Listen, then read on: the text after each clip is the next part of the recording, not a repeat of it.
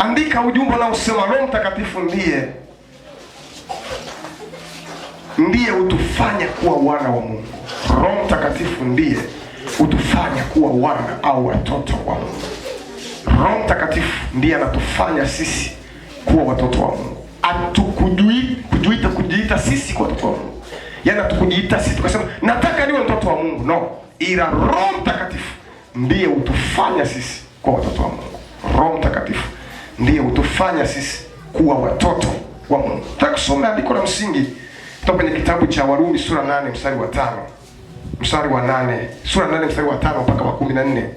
Nataka kusoma hapo jambo la msingi hapa. Tulipokuwa tunazungumza kitu wakati anatatua changamoto na matatizo mbalimbali ya sheria na mambo mengi ambayo alikuwa anapitia taifa la Israeli, Wayahudi kule. Anajaribu kutatua changamoto na matatizo mbalimbali ambayo walikuwa wanapitia kwa kisheria, tamaduni. Wanasema sisi ni Wayahudi, sisi ni hawa. Mtume Paulo akawa anajaribu kutatua matatizo na kujibu changamoto mbalimbali walizokuwa wanakutana nazo. Warumi sura 8 ule mstari wa 5 mpaka ule mstari wa 14 patatupeleka hapo. Anasema neno la Mungu linasema hivi, ule mstari wa 5. Nasema kwa maana wale wafuatao mwili huyafikiri mambo ya mwili, bali wale wafuatao roho huyafikiri mambo ya roho. Kwa kuwa nia ya mwili ni mauti, bali nia ya roho ni uzima wa milele. Kwa kuwa ile nia ya mwili ni adui juu ya Mungu, kwa maana haitii sheria ya Mungu, wala haiwezi kuitii. Wale wafuatao mwili hawawezi kumpendeza Mungu. Lakini ikiwa Roho wa Mungu, that's the point, mstari wa 9. Lakini ikiwa Roho wa Mungu anakaa ndani yenu, ninyi hamfuati mwili, bali mwaifuata Roho. Lakini mtu awaye yote asipokuwa na Roho wa Kristo, huyo si wake. Mstari wa 10. Nasikia maneno mazito anazungumza Paulo. Na Kristo akiwa ndani yenu, mwili wenu umekufa kwa sababu ya dhambi, bali roho yenu i hai kwa sababu ya haki. Lakini ikiwa roho yake yeye aliyemfufua Yesu Kristo katika wafu anakaa ndani yenu, yeye aliyemfufua Kristo, yeye aliyemfufua Kristo Yesu katika wafu ataiuisha miili yenu iliyo katika hali ya kufa kwa roho wake anayekaa ndani yenu. Sema amen. Amen. Angalia mstari wa 12. Anasema hivi. Basi kama ni hivyo ndugu, tu wadeni si wa mwili tuishi kwa kufuata mambo ya mwili. Kwa maana kama tukiishi kwa kufuata mambo ya mwili, kama tukiishi kwa kufuata mambo ya mwili, mwataka kufa. Bali kama mkiafisha mambo ya mwili kwa roho, mtaishi. 14. Anasema kwa kuwa wote wanaoongozwa na Roho wa Mungu au ndio wana wa Mungu. That's my point. Kwa kuwa wote wanaongozwa na Roho wa Mungu au ndio wana wa Mungu. Hao ndio wana wa Mungu. Naomba tuombe. Mungu ketia mahali pa juu, wewe ni mfalme na ni Mungu mkuu. Ninakubariki na kutukuza kwa sababu ya neema na kibali chako umetupa asubuhi leo. Tumekusanyika hapa Bwana kukuabudu. Hatuna kitu kingine kimetuleta katika nyumba hii. Tumekuja kukuabudu wewe. Karibu Roho Mtakatifu kwenye ibada hii. Ninajua uko hapa. Na unayo mambo mengi unataka kufanya asubuhi leo. Kupitia neno lako kadhihirisha uwezo, nguvu, ishara, maajabu vikatendeke kwa utukufu wa jina lako. Amen. Jamani, amen. Amen. Nataka nikufundishe kitu cha msingi sana. Cha msingi sana. Na kitakusaidia katika maisha yako ya wokovu. Cha msingi sana. Na hapa naweza nikafundisha vitu vingi sana kwenye sura hii na mstari huu. Lakini nataka nizungumze leo kwa habari ya Roho ndiye atufanyaye kuwa wana wa Mungu. Na mstari ule wa 14 tuliposoma anazungumza vizuri sana. Mstari wa 14 tuliposoma hapa anazungumza vizuri sana. Anasema kwa kuwa wote wanaoongozwa na Roho wa Mungu, hao ndio wana wa Mungu. Bwana asifiwe. Kanisa alikufanyi kuwa mwana wa Mungu. Dini haikufanyi kuwa mwana wa Mungu, ila Roho wa Mungu ndiye amepewa majukumu ya kukufanya wewe ufanyike kuwa mtoto wa nani?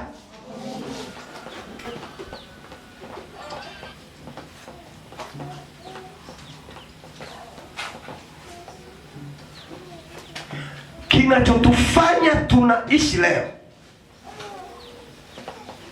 au kwa lugha nyingine, kinachokufanya unaishi hivyo hivyo ulivyo, ni aina ya roho ulionayo ndani. Bwana asifiwe. Matokeo ya maisha yako yalivyo ni aina ya roho uliyobeba ndani.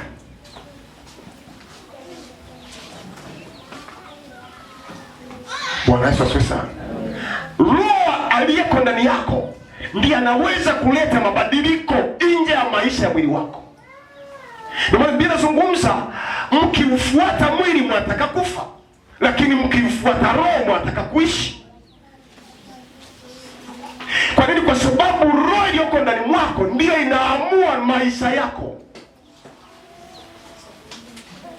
Sio wewe umetaka kuja kwenye ibada asubuhi ya leo, ila roho aliyeko ndani mwako ndiye ametaka uje kwenye ibada. Na kama si hivyo, kuna watu wamemwomba Mungu na roho wa Mungu kaja juu yako kakusukuma kuja kwenye ibada. Jamani, Bwana Yesu asifiwe sana. Kwenda kanisani ni jambo lingine, lakini jambo la muhimu sana ni kufanyika kuwa mwana wa Mungu. Kuja ibadani ni swala msingi, kuja kanisani ni swala maana sana, lakini litakuwa na maana sana kama utafanyika kuwa mtoto wa Mungu.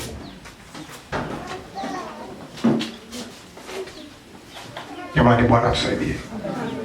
Kwa Paulo anajaribu kuwafundisha Wakorintho, wana utata, wana shida, wana changamoto kwa habari ya ibada, kwa habari ya sheria. Zimekuwa sheria, ukienda hivi ukawa hivi ukawa hivi. Paulo anajaribu kufafanua kwamba wapendwa, mili hii ukifuata unataka kufa, lakini ukitaka uishi umfuate Roho. Jina la Bwana libarikiwe sana. Amen. Maisha yetu ya Ukristo ya kiroho yanabadilika tu baada ya Roho Mtakatifu kuingia ndani yetu. Ndio maana mtu anapookoka, Biblia inasema Mungu Mwana, Mungu Baba, Mungu Roho Mtakatifu huingia ndani mwake na kufanya makao. Ndio maana huwa napata challenge mara kwa mara, huwa anawaambia mtu aliyeokoka ni mtu kipekee, anapaswa kuwa mtu wa tofauti sana kwenye ulimwengu wa roho. Si mnaelewa hiki kitu? Nataka nifundishe leo, unapaswa kuwa mtu wa kipekee sana kwenye maisha yako, kwa sababu Biblia inasema Roho wa Mungu yuko ndani mwako. Roho wa Mungu, yani Roho wa Mungu yuko ndani yako. Just imagine mtu aliye na Roho wa Mungu ndani anapaswa kuishije?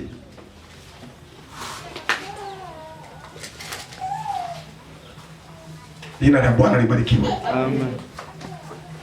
Kwa maisha yetu yanabadilika baada tu ya Roho wa Mungu kuingia ndani yetu. Ndio maana watu tunaomba sana, watu wakiwa makanisani, jitahidi sana kuwa makini kumwomba Mungu akujaze nguvu zake. Bwana Yesu asifiwe. Bwana Yesu asifiwe sana. Kwa sababu utendaji wa maisha ya kiroho unategemea uwepo wa Roho Mtakatifu ndani yako. Kwa maana wakati Yesu alipokuwa na wanafunzi wake, anazungumza, alikuwa anaongea na wana maombi juzi. Anazungumza, anasema, anawaambia wanafunzi wake, anazungumza Yesu. Anasema wakati wanafunzi wake walijaribu kumuona, aliona mtu mmoja aliona pepo akawaita. Akasema wanafunzi wa Yesu akamwambia, "Njoni tuombe." Muombe pepo. Wakaomba. Wakemea pepo, pepo alitoki. Yesu anakuja anawaambia, mambo haya yatokei tu hivi isipokuwa kusali na kufunga na kuomba. Okay, akina Petro pengine walikuwa naomba wanasali, lakini Yesu, Biblia haitoshi. Yohana 14, Yesu bado anawaambia mtawaleteeni msaidizi. Bado anawaambia haitoshi, wanahitaji nguvu ya Roho Mtakatifu ije ndani yao. Nitawaleteeni msaidizi. That's why unaona wanafunzi wa Yesu wakati walikuwa na Yesu hawana muujiza wowote waliofanya. Lakini kwenye kitabu cha Matendo ya Mitume, baada ya kuwa wamejaa Roho, sura ya 2 Matendo ya Mitume mstari wa 4, Roho aliposhuka siku ya Pentekoste, wamejaa tu Roho, ndipo nguvu za Mungu zinaanza kutembea juu ya watu hao. Tunaona Petro anaanza kuponya kiwete. Watu wanashangaa mji mzima. Maana Roho wa Mungu yuko ndani. Sio Petro tena anayefanya kazi, sio wanafunzi tena, ila ni Roho wa Mungu aliyeko ndani. Ndio maana wanafika mahali Wayahudi, ile baraza la Sanhedrin, wanakaa wanasema, wakakutanisha mkutano mkubwa, wakasema hao watu wanafanyaje ya mambo? Tuitie Petro hapa. Biblia inasema elimu ya Petro, kitu tunajua watu asilimia kubwa walikuwa ni wavuvi, fanya kazi za kawaida. Wasomi walikuwa kina Mathayo, watoza ushuru. Jamani, Bwana asifiwe sana. Amen. Wengi walikuwa ni wavuvi, fanya shughuli za kawaida. Lakini walipojaa mapepo yanatoka. Hajalishi ana division 4, hajalishi amefeli. Mapepo yanafanya. Walipojaa.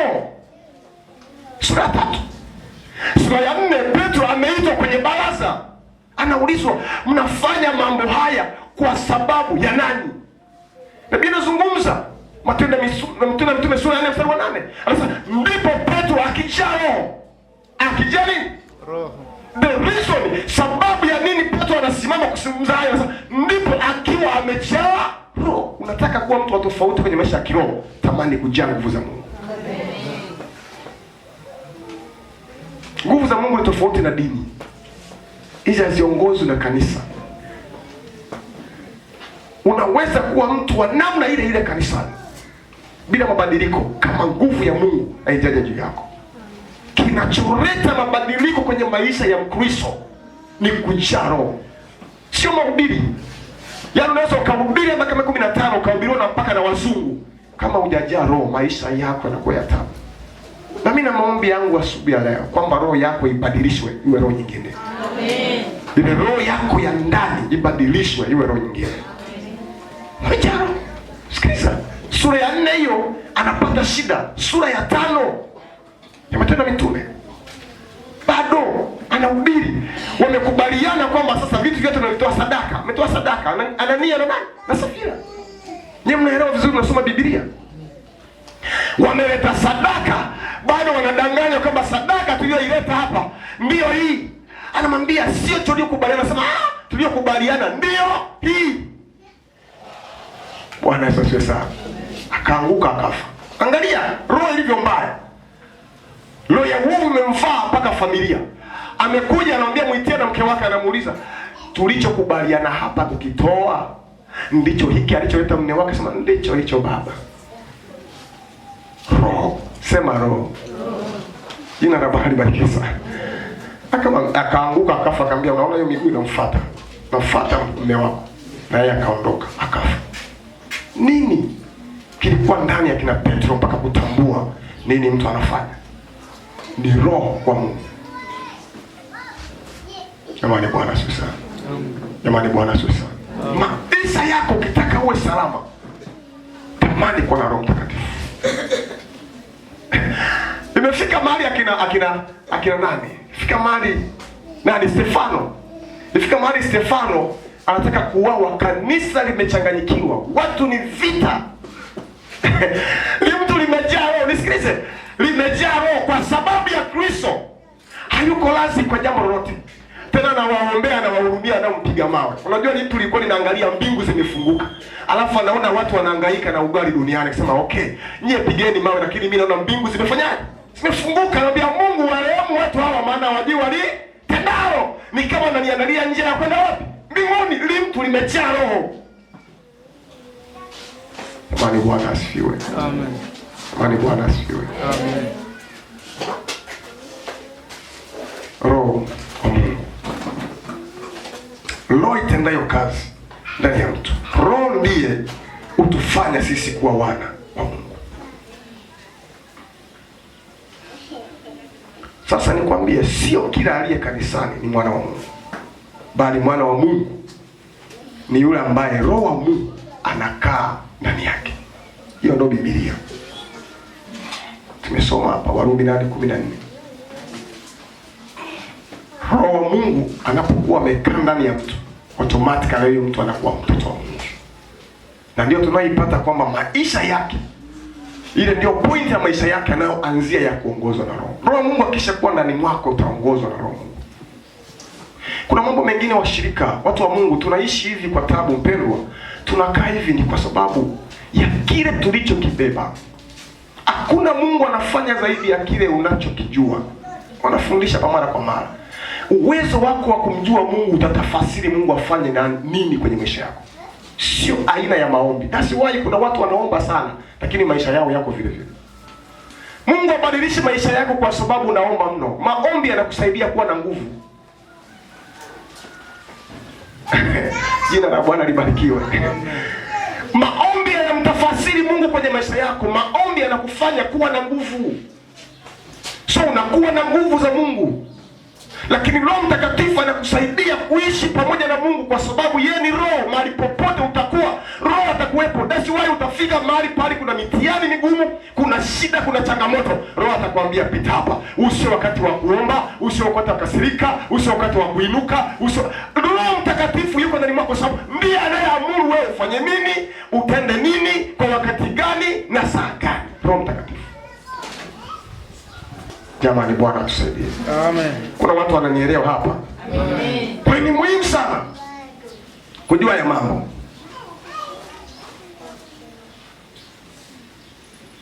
Kwa hiyo mtu ukimwona mtu hivi unavyoniona mimi, ya nje haya ni kile nilichokibeba. Hata nikijilazimisha vipi. Ukimwona mtu, kwa hiyo mtu ni roho. Uhai wa mtu ni ule uhai wa mtu ni ule uhai wa roho yake. Roho ya mtu ikifa, mtu huyo amekufa. Twende Mwanzo. Tutaelewana vizuri. Mwanzo sura ya 2 mstari wa 7. Angalia kitu ambacho Mungu anakifanya hapa. Mwanzo sura ya 2 mstari wa 7. Angalia kitu Mungu anakifanya hapa. Anasema Bwana Mungu akamfanya mtu kwa mavumbi ya ardhi, akampulizia pumzi ya uhai, mtu akawa nafsi hai. Kwa hiyo mtu ni roho. Halo? Mtu ni roho. Kwa nini mchungaji unazungumza hivi? Maana yake kama kuna kitu napaswa kishughulikie kwako, ili uwe wewe unavyotaka uwe, shughulikia roho yako. Mtu ananielewa hapa? Hivi naongea msentensi ngumu. Mtu ni nini? Roho. Ndio maana Mtume Paulo anasema aufuataye mwili hawezi kumpendeza Mungu. Kwa nini? Kwa sababu Mungu ni roho. Mungu atembei katika mwili. Mungu anatembea katika roho. Taarifa zote za kimbingu ziko katika ulimwengu wa roho. Taarifa zote za kimbingu ziko katika ulimwengu wa roho. Maelekezo yote ya Mungu juu ya maisha ya mwanadamu yako kwenye ulimwengu wa roho. Bwana atusaidie. Amen. Kwa hiyo kinachoendesha mwili wa mtu ni roho iliyoko ndani yake. Sasa kisha tibiwa roho, maana yake huyu mtu atafanya kila kitu ambacho Mungu anataka afanye kwa usahihi. Kuna mtu ananielewa watu wa Mungu? Ukiona mtu ana pepo, sio yeye, ila ni roho ya pepo ndio iko ndani yake. Ukiona mtu ana pepo, sio yeye. Unajua sisi tunaona huu mwili, tunaona mtu ana tatizo. Tatizo linaloona katika mwili wa mtu sio yeye, ni roho iliyoko ndani mwake. Hasira ni roho. Jina la Bwana libarikiwe sana. Hasira ni roho. Haitoki tu automatically, ni kitu kinaumbwa ndani, ni kitu kinatengenezwa ndani. Ni kitu kinatengenezwa ndani, kinaachiliwa nje. Kwa kila kitu unachokiona kinatokea nje kimezaliwa kutoka ndani. Jina la Bwana libarikiwe. Amen.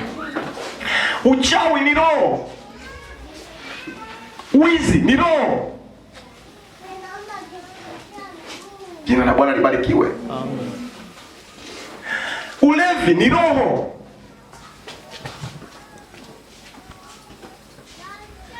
Kile kitu unachokitamani sana, unakipenda sana, mpaka kingine kinakunyima mpaka ni ibada, ni roho. Hakuna kitu unafanya nje ya kuzalishwa ndani kwenye roho yako. Na ndio maana unaona mtu akikipenda sana kitu anakifanya kwa usahihi kuliko kitu kingine. Kwa nini? Kwa sababu roho inatamani hicho kitu kitokee. Na roho ikiwa ishakuwa na nia na kitu na jambo fulani, itaforce mpaka kitu kitokee kwa gharama yoyote, maana mtu ile roho imetaka, mwili utaliact. Kuna mtu ananielewa hapa? Kwa kila kitu kinazalishwa na roho. Utajiri ni roho, umaskini ni roho, kila kitu. Ndio maana tunafundisha sana mtu ashughulikie sana roho yake. Kila kitu kinazalishwa. Umaskini ni roho, utajiri ni roho. Sio elimu. Fundisha mtu kuwa tajiri, namfundisha baada ya kusoma, kama roho yake haijafanikiwa ndani, never. Hamjai kuona watu wanapewa mamilioni ya fedha alafu yanaisha bila kufanya chochote? Kuna watu mliwahi kuona hicho kitu? Napewa mamilioni ya fedha kila fanikiwa. Kwa sababu shida sio yeye kutaka kufanikiwa. Hakuna mtu amezaliwa anasema mimi sitaki mafanikio. No. Roho yake haijabeba kile anachotaka kitokee. Roho yako ikibeba unachotaka kitokee, kitatokea, kwa sababu mtu ni roho. Hauwezi kuwa mtu wa matusi, huwezi kuwa mtu wa mizaa kama roho yako haijabeba mizaa. Ndio maana nikazungumza mwanzo nikasema roho uzaa roho. Jina la Bwana libarikiwe. Amen. Na ndio roho inakutafasiri kwenye ulimwengu wa mwili. Ndio maana nikamwambia hapa Eliki, nikamwambia ulishawahi kuulizwa mtu akwambia naomba kiberiti niwashe sigara? Kwa nini? Kwani wewe ni nani? Roho yako inakutafasiri nje. Na ukiona kuna vitu unaulizwa na auendani navyo, manake roho yako imeanza kushambuliwa na roho nyingine.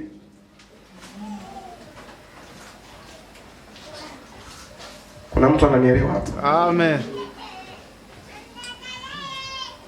So, ile roho ikishambuliwa na roho nyingine, ndio utaona mtu anaanza kufanya vitu vingine ambavyo hastahili kufanya. Usiwaraumu walevi, waombe ile roho ya ulevi itoke ndani yao. Usiwaraumu wezi, waombe ile roho ya wizi itoke ndani mwake. Usimlaumu hata wachawi tunaoombea, kwa sababu hiyo ni roho tu imemvaa ndani. Ikitoka hiyo roho ni mtu mzuri. Jina la Bwana libarikiwe. So kila kitu unachokiona kwenye maisha ya mtu kimezaliwa rohoni. Raswai ndio maana Paulo anatuambia ikiwa roho wa Mungu anakaa ndani yenu, ninyi mtakuwa watoto wa Mungu.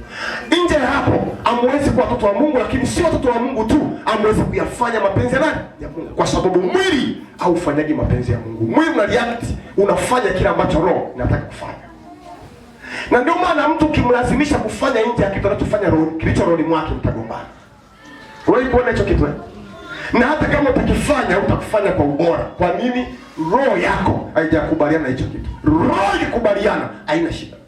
Roho ikisema kwenye ibada nitawahi kwenye maombi saa 1, nisikilize, huu mwili utaoga hata saa 12 na baridi. Kinachouendesha mwili ni roho.